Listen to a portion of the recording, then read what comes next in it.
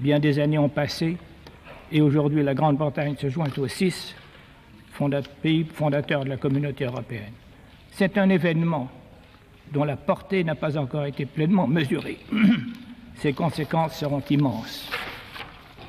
La Grande-Bretagne nous apportera non seulement ses éléments de force, mais aussi sa compréhension et sa pratique de la démocratie et de ses institutions, et son expérience des affaires mondiales.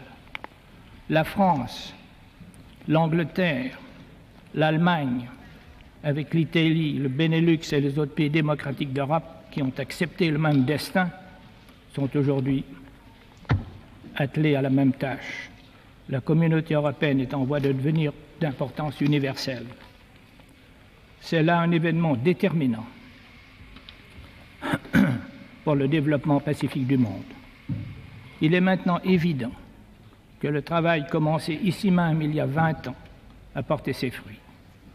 L'Europe, alors ruinée par des rivalités nationales séculaires qui ont ensanglanté le monde, présente aujourd'hui un visage entièrement nouveau. Le comportement des vieux pays d'Europe, les uns vis-à-vis des autres, s'est profondément modifié. Depuis qu'ils font partie de la communauté européenne, nos pays sont en train d'établir entre eux des relations d'égalité et de solidarité, c'est-à-dire des relations semblables à celles qui existent déjà au sein de nos propres frontières. Ces conditions nouvelles ouvrent à notre continent, qu'on avait pu croire épuisé, des perspectives d'avenir sans précédent.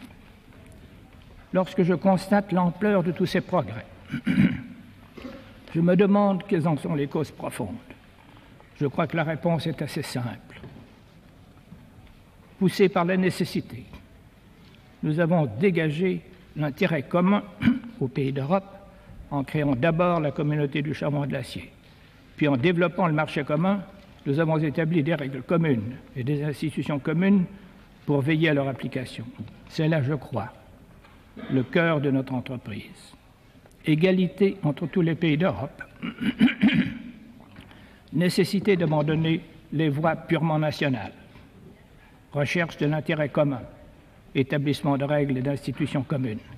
En fait, nous avons élevé au plan européen les principes fondamentaux qui, au sein de leurs frontières, régissent la vie de chacune de nos nations. Jusqu'à ce jour, l'union de l'Europe se réalise dans le domaine économique. C'est le marché commun, la politique agricole, le tarif extérieur commun, l'union économique et monétaire, le fonds de coopération monétaire. Dans l'intégration économique, il n'y a pas l'unité politique. Et cependant, l'intégration économique en est la condition nécessaire. La nécessité pousse nos pays à s'entendre, à rechercher une union non seulement économique, mais aussi politique. C'est là la grande tâche vers laquelle nous allons.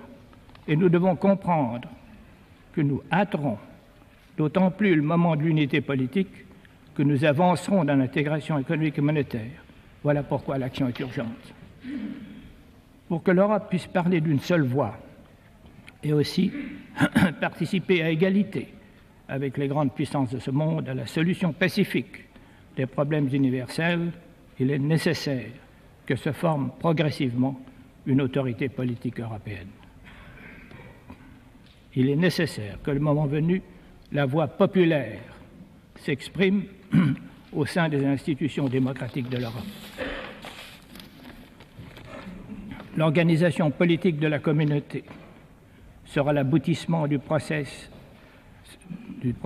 d'unification dans lequel nous nous sommes engagés ici même il y a 20 ans, adapté aux besoins de notre époque et à la personnalité de chacun de nos pays. La création des États-Unis d'Europe permettra aux hommes de ce continent d'apporter une contribution originale et essentielle à l'essor de la civilisation et à l'organisation de la paix.